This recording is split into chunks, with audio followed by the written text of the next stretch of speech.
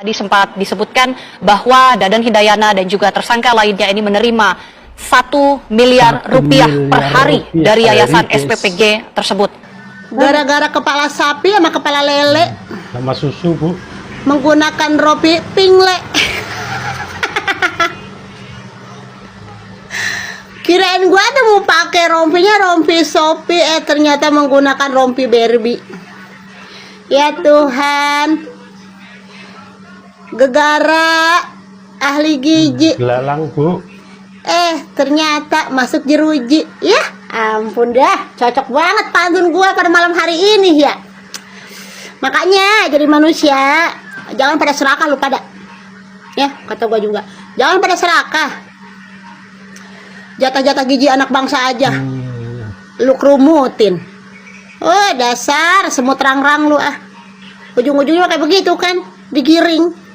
Menggunakan rompi emping, udah kayak lipstik gua yang ada di bibir gua aja itu rompi empingnya. Aduh, ampun. Dikiranya kali ya pemimpin sekarang, pemerintah sekarang, presiden sekarang itu cuma gertak sambal doang kali yang mengatakan yang korupsi berantas habis. Sangkaannya meren cuma ini doang ya, cuma gertak sambal, cuma bohong-bohongan. Makanya nih sama mereka awal-awal adanya MBG ditantangin, mencoba bermain api, ujung-ujungnya apa lu kebakar itu.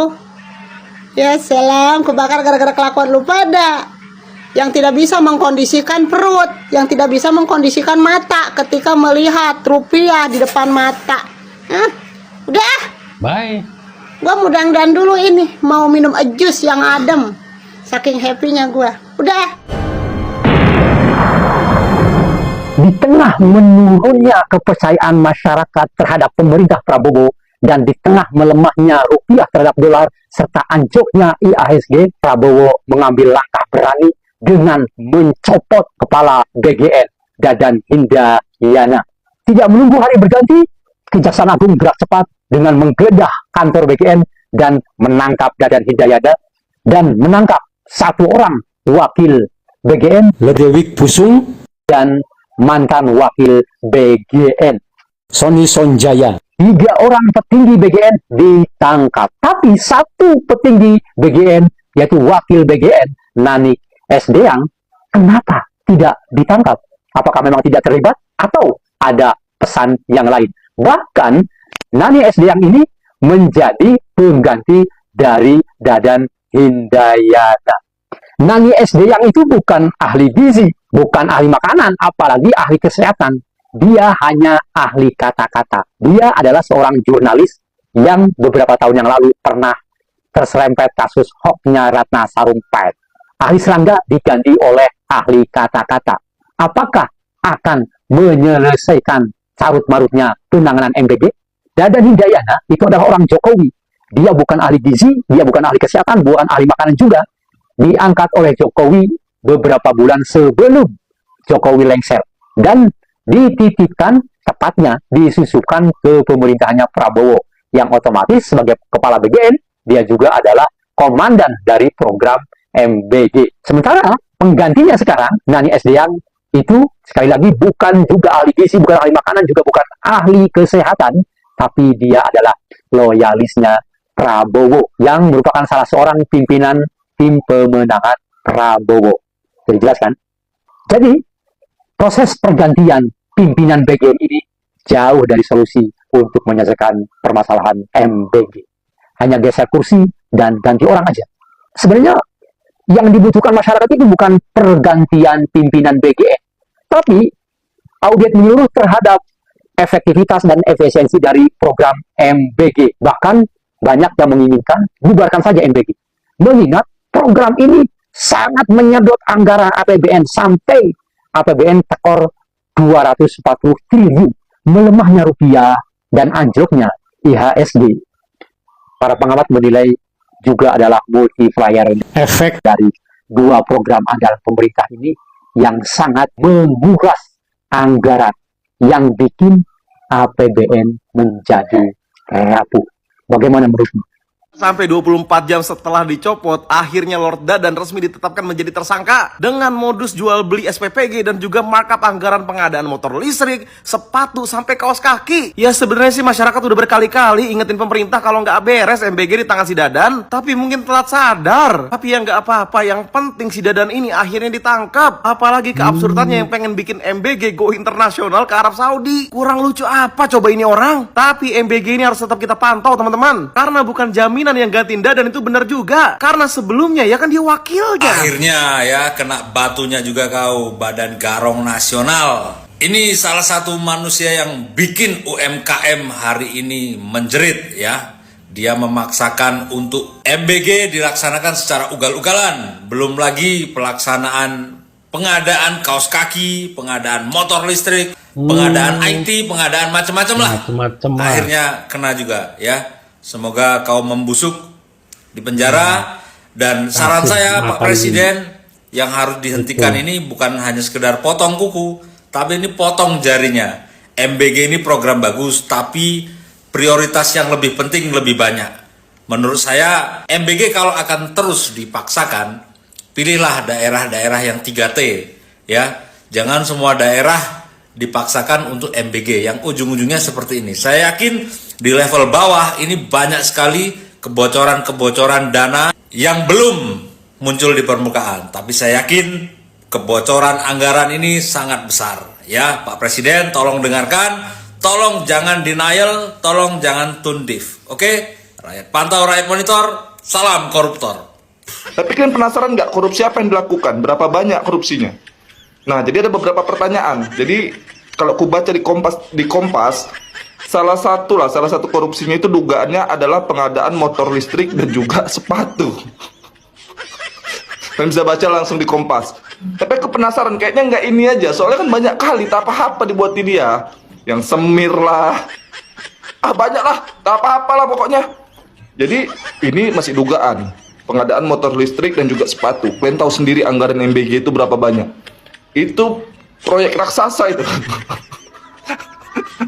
Jadi dugaan aku nih banyak nih korupsinya, uangnya pasti banyak ini. Tapi itu dugaan sementara, masih dalam dugaan sementara, yaitu pengadaan motor listrik dan juga pengadaan sepatu.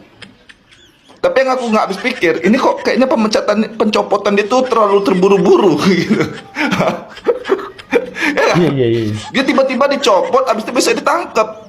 Jadi apakah ada sesuatu? Nggak mungkin lah. Nggak mungkin. Dan follow dulu akun ini biar langsung ku kasih updatean sama kalian, ya kan? Aku dapat berita cepet, jadi kan follow aja. Ya, coba kira-kira menurut kalian malas aku. Malas.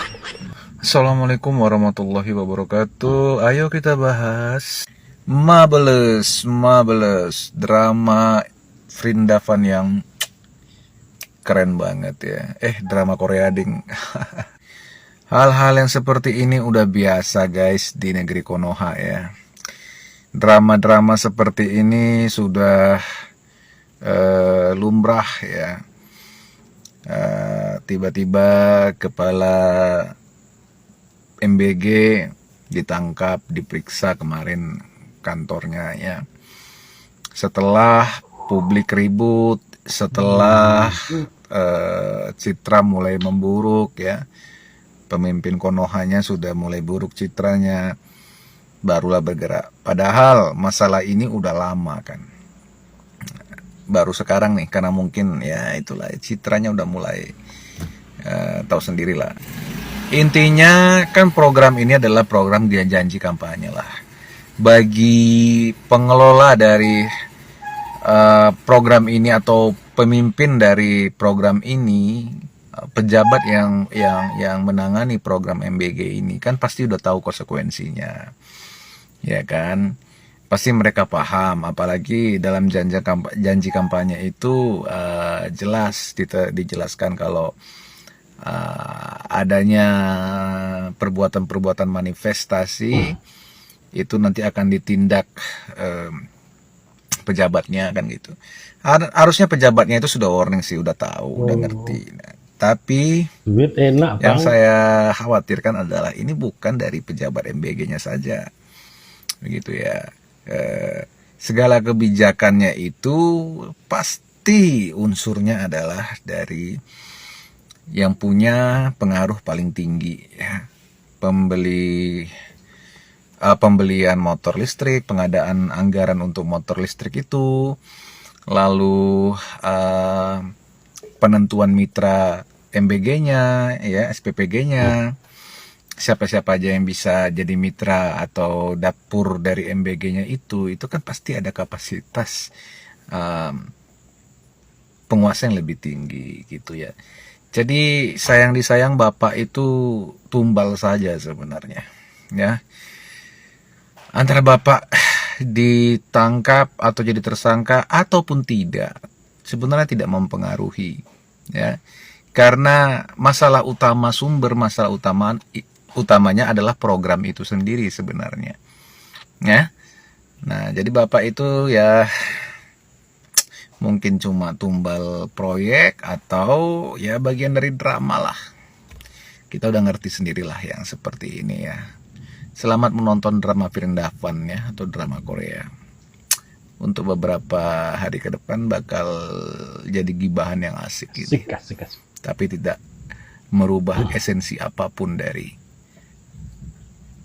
program ini. Kalau mendengar nama program makan bergizi gratis, yang terbayang seharusnya adalah anak-anak sekolah makan sehat, bukan motor listrik, bukan tablet, bukan televisi 75 inci, dan tentu saja bukan dugaan markup sampai triliunan rupiah. Menurut keterangan penyidik, mantan pejabat tinggi BGN kini ditetapkan sebagai tersangka dalam dugaan korupsi tata kelola program MBG. Dugaan modusnya antara lain intervensi pengadaan dan markup berbagai barang, mulai dari motor listrik, sepatu, tablet, hingga televisi berukuran raksasa.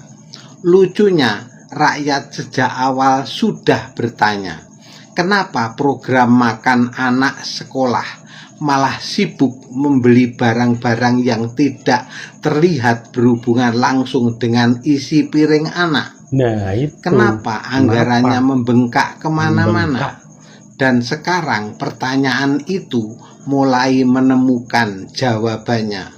Kalau dugaan ini terbukti di pengadilan, berarti program yang dibungkus dengan slogan menyelamatkan masa depan anak bangsa justru dijadikan kesempatan menyelamatkan masa depan rekening segelintir orang. Gitu ya, Pak. Ironis sekali, anak-anak dijual mimpi tentang gizi, sementara sebagian pejabat diduga sibuk menghitung margin. Tapi ada pertanyaan yang lebih besar. Mengapa penindakan baru bergerak setelah kritik publik semakin keras? Bukankah sejak awal banyak pihak sudah mengingatkan soal potensi penyimpangan? Karena itulah rakyat mulai curiga. Jangan-jangan penangkapan ini bukan akhir cerita. Jangan-jangan ini juga bagian dari upaya meyakinkan publik bahwa programnya bersih, sementara yang dikorbankan hanya beberapa pemain di lapangan. Rakyat tentu berharap hukum bekerja sampai ke akar, karena yang dibutuhkan bukan sekadar tersangka, yang dibutuhkan adalah jawaban. Uang rakyat sebenarnya dipakai untuk memberi makan anak-anak atau memberi makan korupsi?